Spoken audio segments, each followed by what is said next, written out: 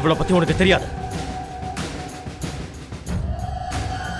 25 வருஷத்துக்கு முன்னாடியே இவளெல்லாம் நம்பி ஏமாந்து அசிங்கப்பட்டு போயிருக்கேன்.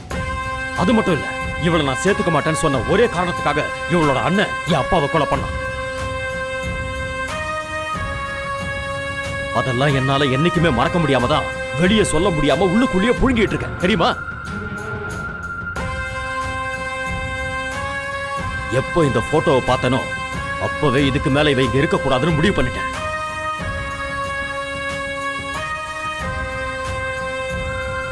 அப்பா, எந்த ஒரு விஷயமா இருந்தாலும் அவசரத்திலயும் ஆவேசத்திலயும் முடிவெடுக்க கூடாதுன்னு நீங்க தானே எனக்கு சொல்லி வளர்த்தீங்க.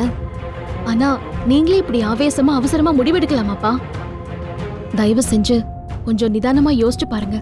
இங்க பாருங்க, நான் இதை இவங்களுக்காக சொல்லல. நீங்க எடுத்த முடிவு தப்பா போயிடக்கூடாதுங்கிற அக்கறையில சொல்றேன்.